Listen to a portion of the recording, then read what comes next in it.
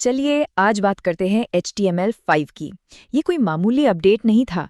ये वेब की दुनिया में एक ऐसी क्रांति थी जिसने हमारे इंटरनेट इस्तेमाल करने के तरीके को हमेशा हमेशा के लिए बदल दिया।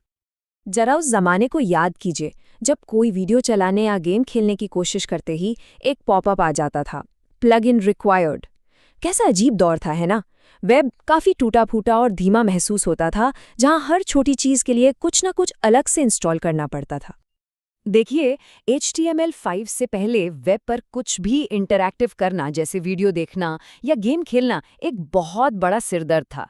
हर ब्राउज़र के लिए अलग प्लगइन, वेबसाइटें धीमी हो जाती थीं और तो और हमारे कंप्यूटर के लिए सिक्योरिटी का भी खतरा बना रहता था।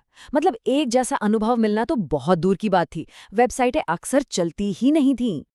और फिर इन्हीं सारी समस्याओं के जवाब में आया HTML5। ये सिर्फ एक नया वर्जन नहीं था, बल्कि वेब को बनाने का एक बिल्कुल नया और बेहतर नजरिया था। इसका मिशन एकदम साफ था, वेब को प्लगइन्स की बेड़ियों से आज़ाद करना और सारी पावर सीधे ब्राउज़र के हाथों में देना। HTML5 का मकसद सिर्फ तकनीकी कमियों को दूर करना नहीं था।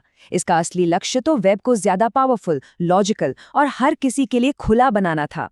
ये वो क्रांति थी जिसने वेब की पुरानी सभी मुश्किलों का एक-एक करके हल निकाला, ताकि वेब पहले से कहीं ज्यादा स्मार्ट और भरोसेमंद बन सके। चलिए अब जरा देखते हैं कि HTML5 ने ये सब किया कैसे। सबसे बड़े बदलावों में से एक ये था कि अब ब्राउज़र खुद ही विजुअल्स को संभाल सकता था, वो भी बिना किसी बाहरी मदद के। तो सोचिए, HTML5 ने डेवलपर्स के हाथ में दो जादुई टूल्स दे दिए, कैनवस और SVG। कैनवस को आप एक डिजिटल ड्राइंग बोर्ड की तरह समझ सकते हैं, जिस पर कोड की मदद से कुछ भी बनाया जा सकता है, जैसे कोई गेम या फिर कोई डेटा चार्ट। और SVG एक डिजिटल स्टेंसिल की तरह है।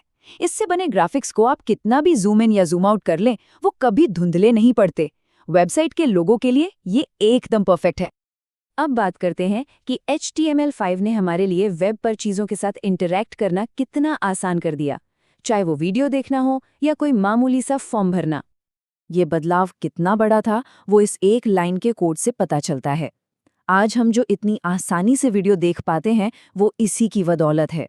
जिस काम के लिए पहले भारी भरकम प्लगइन और कोड लगता था, अब वो वीडियो और ऑडियो टैग्स की वजह से वेब का ही एक हिस्सा बन गया है, एकदम आसान। और फॉर्म भरना, वो भी अब बच्चों का खेल हो गया है।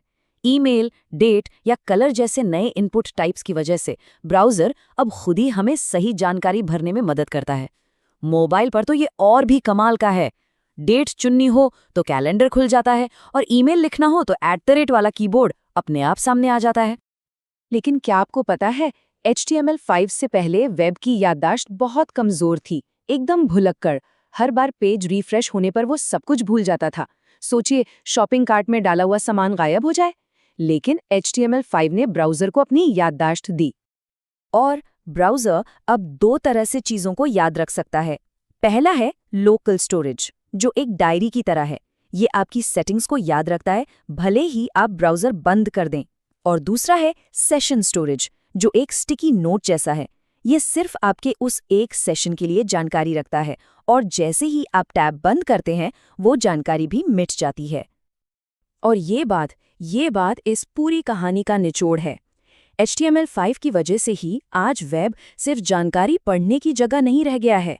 अब ये एक ऐसा प्लेटफॉर्म है जहां हम गूगल डॉक्स पर काम करते हैं, सोशल मीडिया चलाते हैं और ऑनलाइन गेम खेलते हैं। और ये सब कुछ सीधे हमारे ब्राउज़र के अंदर होता है।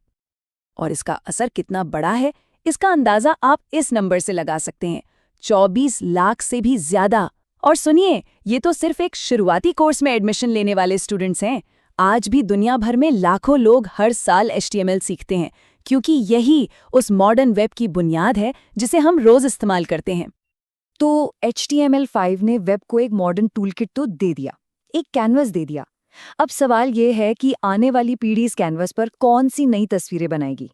जब डेवलपर्स के पास इतने शक्तिशाली उपकरण है, तो संभावनाएं वाकई असीमित हैं। अब बस ये देखना है कि क्रिएटर्स की अगली पीढ़ी इसके साथ क्या नया और अद्भुत बनाती है।